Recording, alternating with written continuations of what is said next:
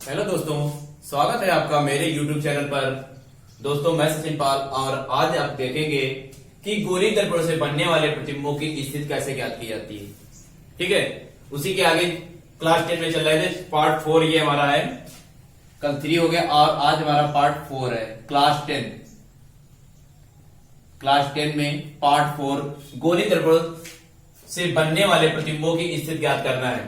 तो दोस्तों, अगर आप वीडियो देख रहे हैं और आप चैनल पर पहली बार आए हुए हैं तो चैनल को सब्सक्राइब करें, बेल आइकन को प्रेस करें, जिससे आने वाले नए वीडियो की नोटिफिकेशन आपको आसानी से मिलती रहे। तो आइए देखते हैं गोली दर्पण से बनने वाले प्रतिबिंब। तो लिखा हुआ है गोली दर्पण भाषा क्या है? किसी वस्तु का दर्पण द्वारा, ध्यान से समझिएगा, किसी वस्तु का दर्पण द्वारा प्रतिबिंब बनाने के लिए निम्नलिखित 3 नियम है। कितने नियम है? 3। तो फर्स्ट नियम हमारा क्या देखते हैं अभी? प्रतिबिंब की स्थिति निर्धारित करने के लिए, ज्ञात करने के लिए इनमें से कोई 2 नियमों का हम उल्लेख करेंगे या प्रयोग किया जा सकता है। कोई भी अगर हमें प्रतिबिंब की स्थिति निर्धारित करनी है तो उसमें क्या करें, ये जो 3 नियम लिखे हुए इनमें से कोई भी 2 नियम लेकर के हम उसकी स्थिति निर्धारित कर सकते हैं। तो आइए देखते हैं फर्स्ट नंबर क्या लिखा हुआ है। लिखा है दर्पण की मुख्य अक्ष के समांतर, दर्पण की मुख्य अक्ष के समांतर चलने वाली किरण परावर्तन के मतलब, ये अवतल हो गया और ये उत्तल, दोनों की स्थिति में देखना है। हमने देखा है कि अवतल दर्पण में क्या होता है, वास्तविक होता है जो भी होता है, और इसमें क्या होता है, वर्चुअल होता है, अर्थात आभासी होता है, और इसमें क्या होता है, वास्तविक होता है। तो देखो, दर्पण की मुख्य अक्ष के समांतर चलने वाली किरण, तो दर्पण के मुख्य अक्ष के समांतर, मुख्य अक्ष से कौन से चल रहे हैं? ए बी, ये हमारा मुख्य अक्ष के समांतर, ये मुख्य अक्ष है, ये हमारा क्या हुआ है, पूरा मुख्य अक्ष है। क्या है? मुख्य अक्ष। तो मुख्य अक्ष के, दर्पण के मुख्य अक्ष के समांतर चलने वाली किरण परावर्तन के पश्चात, जैसे दर्पण से टकराएगी तो परावर्तन के पश्चात तुरंत हमारी क्या होगी, रिफ्लेक्स होगी, यानी कि बाहर के भागेगी। फोकस क्या होगा, परावर्तन के पश्चात मुख्य फोकस से होकर जाती है, जैसे ही टकराएगी तुरंत क्या होगा, मुख्य फोकस से होकर के बाहर निकल जाएगी। और उसमें क्या होता है, या मुख्य अक्ष से आती प्रतीत होंगी। देखो, जैसे रिफ्लेक्स हुआ, ये गई, तो इसमें क्या हुआ, ऐसा लग रहा है कि नीचे हमारे पास जाती आती प्रतीत हो रही है, इससे कुछ लग रहा है मुख्य फोकस से आती प्रतीत हो रही। तो इसमें लिखेंगे दर्पण की मुख्य अक्ष के समांतर, दर्पण की मुख्य अक्ष के समांतर चलने वाली प्रकाश किरणें परावर्तन के पश्चात, परावर्तन मतलब किसी शीशे टकराएंगे अर्थात दर्पण टकराएंगी तो क्या परावर्तन मुख्य फोकस से होकर गुजरती है, होकर जाती है, या इसमें मुख्य फोकस से आती हुई प्रतीत होती है। सेकेंड पॉइंट क्या लिखा हुआ है, मुख्य फोकस से होकर जाने वाली किरण या मुख्य फोकस की ओर जाने वाली किरण दर्पण से परावर्तित होकर मुख्य अक्ष के समांतर हो जाती है। देखो, ये हमारा क्या होगा, मुख्य अक्ष हो गया। मुख्य फोकस से होकर जाने वाली किरण, मुख्य फोकस से होकर जाने वाली किरण क्या होगा, जैसे यहां से मुख्य फोकस से किरण जा रही, इसमें क्या था, मुख्य फोकस की ओर रिफ्लेक्स हुई थी, तो मुख्य फोकस से जाने वाली किरण क्या होगा, मुख्य फोकस से होकर जाने वाली किरण मुख्य फोकस की ओर जाने वाली किरण दर्पण से, या आने वाली किरण से लिखेंगे, आने वाली किरण दर्पण से परावर्तित होकर मुख्य अक्ष के समांतर हो जाती है। थर्ड पॉइंट क्या हुआ, तीसरा पॉइंट दिया गया है वक्रता केंद्र से होकर जाने वाली या वक्रता केंद्र से की ओर से आने वाली। देखो, वक्रता केंद्र से होकर जाएगी या वक्रता केंद्र से ओर से होकर आने वाली किरण दर्पण से परावर्तन के पश्चात वापस लौट जाती है। जैसे दर्पण से टकराएंगी तो क्या हो जाएगी, इसमें वापस लौट जाएंगी, अर्थात क्या होगा, वो बाहर की ओर वापस अपने स्थान पहुंच जाएंगे, या कहने वहां पर से टकराने के बाद तुरंत परावर्तन के पश्चात तुरंत वापस लौट जाएंगे, जैसे वहां पर टकराएंगे तो वापस लौट जाएंगी। तो ये हो गया हमारे गोली दर्पण से बनने वाले प्रतिबिंबों की स्थिति ज्ञात करना। अब तो देखेंगे अवतल दर्पण द्वारा प्रतिबिंब का बनना। तो अवतल द्वारा प्रतिबिंब का बनना देखते हैं क्या है। जब वस्तु अनंत पर रखी होती है तब क्या बनता है, नहीं अवतल दर्पण के लिए है, ये ध्यान रखेंगे। अवतल दर्पण में जब वस्तु अनंत पर रखी, जैसे वस्तु हमारी ये रखी हुई अनंत पर, वस्तु वाली कहां पर रखी, ये रखी अनंत पर, तो जब वस्तु अनंत पर रखी होगी तो क्या होगा, प्रतिबिंब मुख्य फोकस बनता है। कहां बनेगा करके, मुख्य फोकस पर, कहां बनेगा, ये मुख्य फोकस, ये हमारा दिया गया। तो मुख्य फोकस बनना कैसा बनेगा, वास्तविक होगा, और कैसा होगा, वस्तु उल्टा होगा, और वस्तु क्या होगा, छोटा होता है। ध्यान रखेंगे, जब वस्तु अनंत पर होगी तो जो उसका प्रतिबिंब बनेगा जाकर के, छाया जिसे कहते हैं, प्रतिबिंब बनेगा जाकर, तो कहां बनेगा, मुख्य फोकस पर, और वास्तविक होगा, उल्टा होगा, और वस्तु से क्या होगा, छोटा। देखेंगे आप यहाँ पर छोटा दिखा है तो वस्तु इतनी बड़ी रखी हुई, तो फिलहाल फिगर के अकॉर्डिंग आप समझ लेंगे कि वस्तु जो रखी है उससे हमारे पास क्या होगा, छोटा होगा।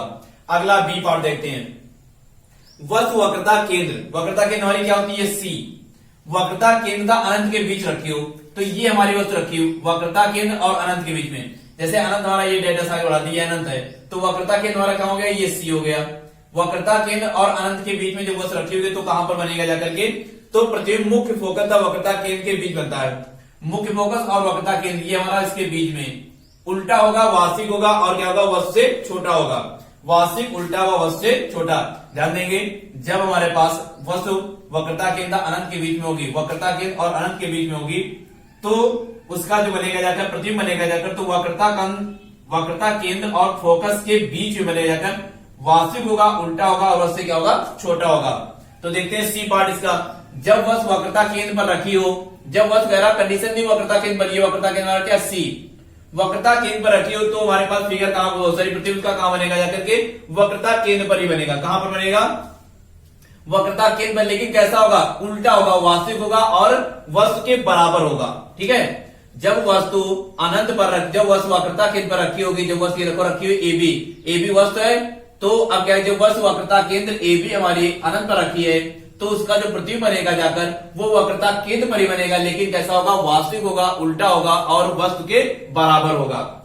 अगला डी पार्ट, जब वस्तु मुख्य फोकस हुआ वक्रता केंद्र के बीच में रखी हो, कह रहा मुख्य अक्ष, मुख्य फोकस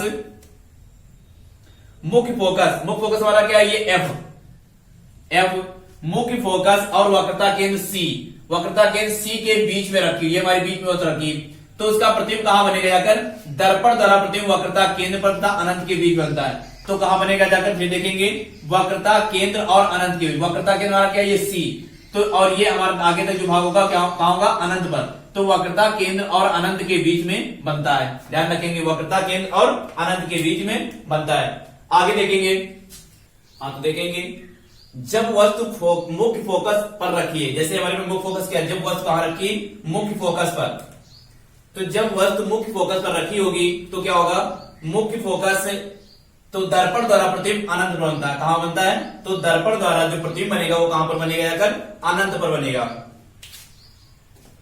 दर्पण द्वारा प्रतिबिंब कहां बनेगा जाकर, अनंत पर, कहीं पर ही बन सकता है, बाहर कहीं पर ही बन सकता है, तो अनंत पर बनेगा। तो ध्यान देंगे, दर्पण द्वारा प्रतिबिंब अनंत पर बनता है जब वस्तु मुख्य फोकस पर रखी होगी। ठीक है, जब वस्तु मुख्य फोकस पर रखी होगी तो क्या होगा, दर्पण द्वारा प्रतिबिंब अनंत बनता है, वास्तविक होगा, उल्टा होगा और वस्तु से क्या होगा, बड़ा।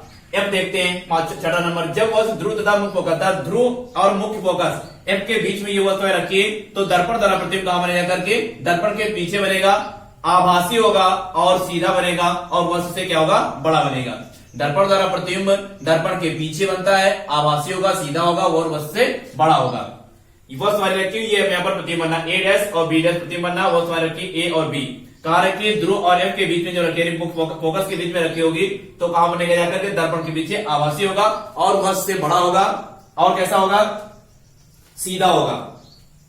देखेंगे उत्तल दर्पण द्वारा प्रतिबिंब का बनना, तो इसके पहले हमने देखा अवतल दर्पण द्वारा प्रतिबिंब का बनना, उसमें हमारे पास 6 पार्ट थे और इसमें हमारे पास क्या है, एक ही पार्ट है, तो लिखा है उत्तल दर्पण द्वारा प्रतिबिंब का बनना। उत्तल दर्पण में वस्तु की प्रत्येक स्थिति के लिए जो प्रतिबिंब बनता है वो कैसा बनता है, आभासी होता है, सीधा बनेगा और क्या बनेगा, वस्तु से छोटा होगा तथा दर्पण के पीछे बनेगा। देखेंगे ये हमारे पास वस्तु रखी हुई, तो ये दर्पण के पीछे जैसे हमने वस्तु को रखा, वस्तु को रखने के बाद में जैसे उसका प्रतिबिंब बना, तो कहां बना जाकर के, ये ए और यानी कि ध्रुव और मुख्य फोकस के बीच में, ध्रुव और मुख्य फोकस के बीच में ए डैश बी डैश ये हमारा प्रतिबिंब बना। अब क्या कहते हैं, देखो सीधा बना हुआ और क्या है, आभासी होगा, दर्पण के अगर पीछे तो आभासी, दर्पण के अगर आगे तो हमारा क्या होगा, वास्तविक होगा, सीधा होगा और वस्तु से क्या है, छोटा। यहाँ वस्तु अगर मान लेते हैं 10 सेंटीमीटर की, तो यहाँ पर लगभग क्या आएगा, 5 या 6 सेंटीमीटर के आसपास हमारे पास जो प्रतिबिंब उसका बनेगा, छाया सीधा व वस्तु से छोटा था, दर्पण के पीछे बनता है। तो इस प्रकार से हमारे दर्पण से या दर्पण से संबंधित जो प्रतिबिंब बनने थे, इस प्रकार हमारे पास